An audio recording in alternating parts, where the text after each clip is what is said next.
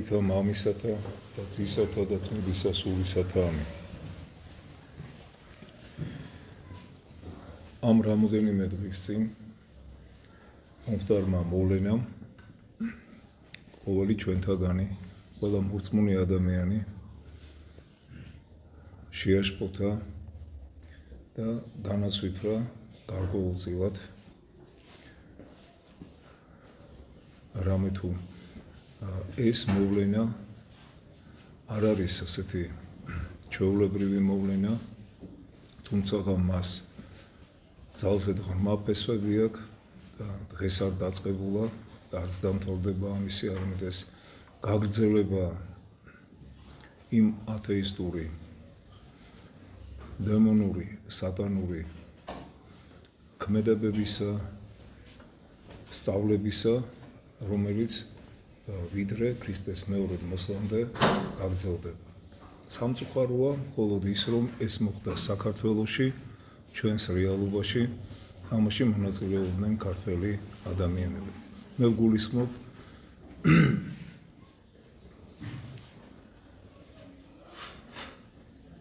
გარკვეულების ბუნაგში, რომელსაც თავისუფლების თეატრს ეძახიან, მომხდარ სატანისტურ ეროტიკულ შაბათს, რომელშიც მონაწილეობდნენ ფსიქიურად შეშლილი ფრანგი მანიაკის, სატანისტის, დესადის თანამედროვე მემკვიდრეები, ქართველები. ახლა ვინმემ რომ თქვას მათთაგანმა არ იცოდა რას აკეთებდა, ეს იქნება უდიდესი სიცრუე და ტყუილი და არც ამბობენ ამას. მაგრამ საინტერესოა რას ფიქრობენ მათი ოჯახის წევრები, ახლობლები, როგორ შეფასებას მიცემენ ამ ყოველივეს. და ყველაზე უფრო საინტერესოა და დასაფიქრებელი ის არის, რომ ჩვენ ასეთი წოდვა მთლიანად ერს არ გვექცეს უდიდეს სასჯელად.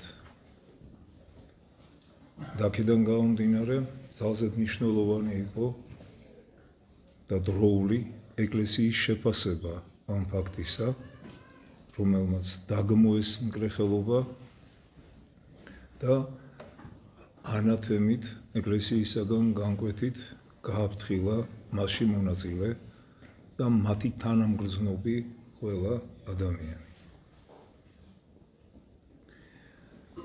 მოусმინოთ თუ რას ბრძანებს არქიმანდრიტი რაფაელი მსგავს მოვლენებთან დაკავშირებით და საერთოდ ასეთი ქმედებების არსის შესახებ. ქრისტეს ჯვარცმის შემდეგ გოლგოთა ახალი აღთქმის ეკლესიის მთავარი სიწმინდე გახდა. გადმოცემით იქ ხშირად მიდიოდა საოცრად დედა ღმრთისა. გოლგოთის მოსალოცად დადიოდნენ პალესტინაში და მის საზღვრებს იქით მცხოვრები ქრისტიანები. ეს მალე შეამჩნიეს ქრისტეს მტრებმა და გადაწყვიტეს ეს ადგილი ნაგავ საყრელად გამოეყენებინათ. მაგრამ გოლგოთა სიწმინდედ რჩებოდა ქრისტიანთათვის. ეს შეურაცხყოფა თითქოს ქრისტეს წამების გაგრძელება იყო. შეგინებული გოლგოთა ახსენებდა მათ, რომ ძე ღმრთისა ყველაზე სამარცხვინო და დამამცირებელ სასჯელს მიეცა, მაგრამ ეს დამცირება მაცხოვრის საუკუნო დიდების დასაწყისად იქცა. მეორე საუკუნეში რომის იმპერატორმა ადრიანემ ზრია იუდეველთა თავგანწირულ წინააღმდეგობას ბარ კოხბას მეთაურობით და აიღო იერუსალიმი. იერუსალიმს მშვიდობას ღმრთისას ადრიანემ სახელი გადაარქვა და უწოდა ელია, მზის ქალაქი. ბოლო რომ მოეღო ქრისტიანთა მომლოცველობისათვის გოლგოთაზე მან ბორცვი ნაგვისაგან გაწმინდა და იქ ვენერას ტაძარი დადგა. არავინ იცის, იცოდა თუ არა ადრიანემ რას იქმოდა. რომის იმპერატორი თავისი მდგომარეობით იყო იმპერიის მთავარი ქურუმი, პონტიფექსი. ამიტომ დემონურ ძალთა ველში იყო ჩართული. მისთვის ცნობილ თუ უცნობ დემონურ გეგმათა მედიუმს წარმოადგენდა. თუკი მან გაცნობიერებულად ააგო გოლგოთის ადგილას ვენერა აფროდიტეს ტაძარი, სატანური შორსმჭრეტელობისა და დემონური გენიალობის მქონედ უნდა ჩავთვალოთ. ვენერას კულტი გრძნობად სიამეთა კონცენტრატი, გრძნობადი ალით აქრობს საღმრთო ცეცხლს ადამიანის გულში. ღამის ბნელი აჩრდილებით განაგდებს იგი სულიდან საღმრთო ნათელს. ვნებისა და მრუშობის კულტი კაცის ნებისყოფის პარალიზებას ახდენს. სულს აღარ ესმის მარადისობის ძახილი და მატერიისა და ნივთიერის მონად იქცევა. როგორც იუდა 30 ვერცხლისათვის მემრუშეთს ერთი მუჭა სიბინძურისათვის ყიდის ქრისტეს. ისევე როგორც ესავი შეჭამანდისათვის უარს ამბობს თავის ადამიანურ ღირსება და საღმრთო კურთხევაზე, დემონმა იცის, რომ ადამიანის ღმერთისაგან ჩამოსაშორებლად საკმარისია ზნეობრივად გახსნას იგი. არსებობს ქრისტიანობასთან ბრძოლის სამი ხერხი. პირველი, მისი ფიზიკური განადგურება ცეცხლითა და მახვილით. ასეთ ბრძოლაში იბადებიან გმირები და მხდალები, ქრისტესთვის მოწამენი და მისგან განდგომილები. მეორე, ტყუილისა და ცილისწამების საშუალებით ბრძოლა. ამ ბრძოლაში სიყალბის ცინიკური დაცინვისა და დახვეწილი ირონიის გამოყენება, როდესაც ადამიანის ცნობიერებაში ნელ-ნელა ინერგება ყალბი კარიკატურული წარმოდგენები ქრისტიანობაზე. საკმარისია შევადაროთ ათეიზმის იდეოლოგთა ქრესტომათიული გამონათქვამები გაპარტახებული ტაძრების კედლებზე ამოკაწრულ ქუჩურ ლანძღვა-გინებას, რომ მათი გენეტიკური და კულტურული ერთიანობა დავინახოთ. ანუ ის, რაც ფაქტიურად მოხდა ამ ეგრეთ წოდებულ თეატრში. მესამე ბრძოლა, რომელიც ქრისტიანობის პროფანაციის საშუალებით ხდება. ტაძრებს არ ანგრევენ, მაგრამ მათ გვერდით სოკოებივით მრავლდებიან ვენერას ბომონები, ეროტიკული თეატრები, ვიდეო დარბაზები და სხვა გასაყიდად ერთ თაროზე დევს სახარება და სახელმძღვანელოები, აღმოსავლური სექსის, ასტროლოგიისა და ქირომანტიის შესასწავლად. ხატების გვერდით თავს იწონებენ თანამედროვე აფროდიტეებისა და ვენერების ყველაზე ვნებიანი გამოსახულებანი. გარყვნილ სულს არ ძალუძს შეიყვაროს სათნოების მკაცრი მშვენიერება, არ ძალუძს მიიღოს ღმრთის მადლი. რთულ ეპოქაში ვცხოვრობთ. მეფე სოლომონმა თქვა, ჟამი არს დადებად ქვაი და ჟამი არს შეკრებად ქვისა. კულტურისა და ისტორიის, ტრადიციისა და მორალის, მონასტრებისა და ტაძრების ქვები დაუნდობელი სისასტიკითა და თანამიმდევრობით იქნა გამბნეული. დადგა ქვების შეკრების დრო. კვლავ მონასტრებისა და ტაძრების აგების ჟამი. ხალხმა დაიწყო იმის გაცნობიერება, რომ მისი ხსნა სულიერებასა და რელიგიაშია, ხოლო რელიგიისა და ეკლესიის გარეთ ცენტრიდანული ძალების ველია. ხალხი თანდათან ხვდება, რომ წარსული ისევე უნდა დავიცვათ, როგორც აწმყო, რომ ტრადიციებს ისევე უნდა გაუფრთხილდეთ, როგორც წინაპართა საფლავებს. ბავშვების სიცოცხლეს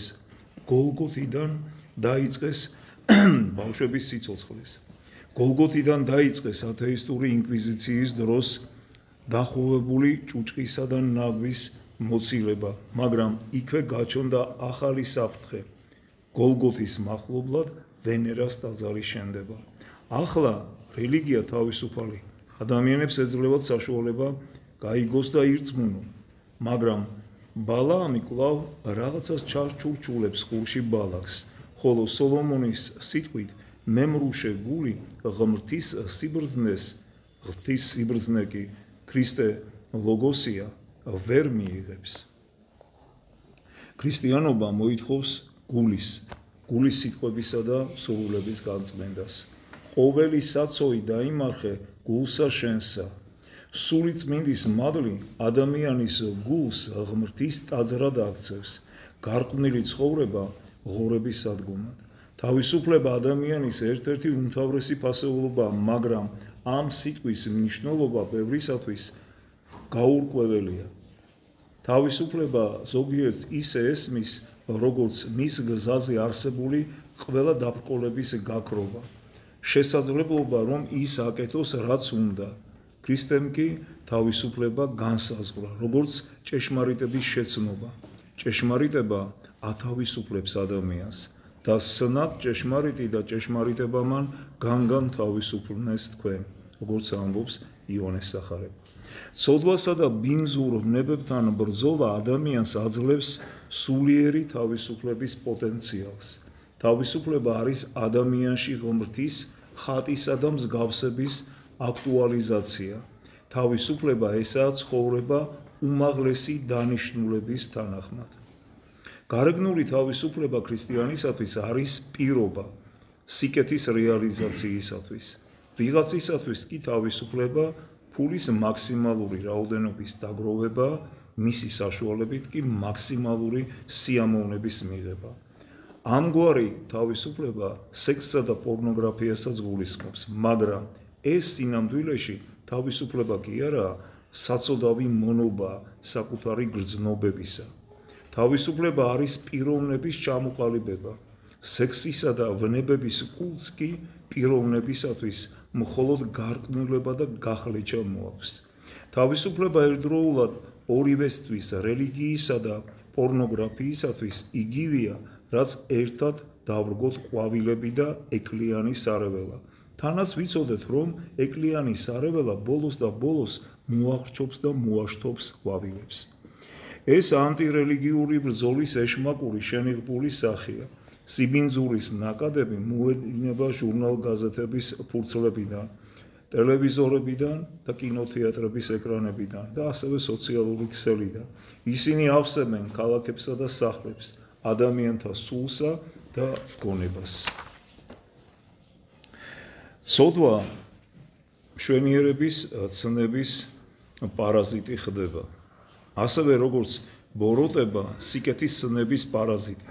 ცოდვა და ბოროტება თავისი ჭეშმარიტი სახით მეტისმეტად ამაზრზენი და მახინჯია. სიტყვებისა ადამიანის სხეულის მშვენიერია, უკან აშკარა პორნოგრაფია იმალება.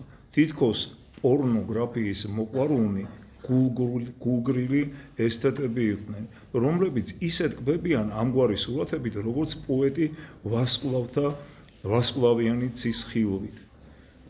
ქრისტიანებს ყოველთვის განსაკუთრებით ახასიათებდათ უმანკუების გრძნობა. უმანკუება თითქმის სიწმინდის სინონიმით გახდა. ქრისტიანი მოწამენი, რომლებიც სატანჯველად მიყავდათ, სიცოცხლის შენარჩუნებას კი არ ევედრებოდნენ ვინმეს, არამედ ითხოვდნენ არ გაეშიშულებინათ ისინი გარყვნილი ადამიანისათვის კი ასეთი რამ უცხოა. გარყვნილი ადამიანისათვის თვით ქორწინება ხდება ეპიზოდი, ხოლო ოჯახი მძიმე უღელი. თუ პორნოგრაფია და ხორციელი გარყვნილება, ვენერას კულტი საჯაროდ არ დაიგმობა, თუ ერისა და ხალხის მტრად არ გამოცხადდება, არ აიკრძალება და არ მოისპობა, მაშინ იგი, როგორც სულიერი შიდსი, დაანგრევს საზოგადოებას. ამ მტერთან ყოველგვარი ზავი და მოლაპარაკება შეუძლებელია. ასე რომ უნდა დაფიქრდეს თითოეული ადამიანის შესახებ, თუ ვის ემსახურება თავისი ცხოვრების წესით, ღმერთს თუ დემონს, სატანას. და მაშინ გასაგები გახდება ყველაფერი ყველასთვის. და ნუ შეეცდება ნურავი მე გულისხმობ ამ შემთხვევაში საზოგადოების იმ ნაწილს, რომელიც ჩუმად არის ამ მოვლენასთან მიმართებაში, ან კიდე ამბობს, რომ თითქოს რაღაც ეს ხელოვნების თავისებური გამოხატულებაა. ნუ შეეცდება ასეთი ადამიანი იფიქროს, რომ ის კიდევ რჩება ქრისტიანად. არა, ესეთი ადამიანი მსგავსია იუდასი, რომელიც არის სინონიმი ღმერთის ღალატისა. ეს სწორედ ასეთი ადამიანი არის მოღალატე თავისი მრწამსის, ქრისტიანობის და მაშინ არჩევანი მას გაკეთებული აქვს. და მაშინ ნუღა განსჯიან ეკლესიას, რომელიც კაცრად შეაგონებს ასეთ ადამიანებს სინანულისაკენ და თუ ეს სინანული არ იქნება, მან უნდა იცოდეს, რომ ის უკვე აღარ არის ეკლესიის წევრი.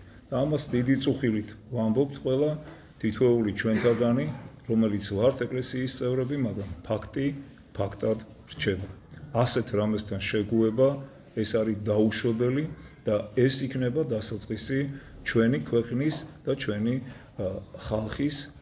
ხალხზე მოწეული რისხვისა, ღმერთისაგან მოწეული რისხვისა. ასე რომ მე კიდევ ერთხელ შეგახსენებთ წმინდა წერილში მოცემული ეპიზოდის შესახებ, როდესაც ღმერთი აბრაამს ეკითხებოდა, 10 მართალი თუ მაინც არის სოდომში და გომორში, მაშინ არ დავსჯიო. 10 მართალიც არ აღმოჩნდა სოდომ გომორში და ეს ქალაქები დღეს მკვდარ ზღვად არის გადაქცეული. ასე არ დაგვემართოს ჩვენც. ღმერთმა დაგლოცოთ და აკუთვნოთ.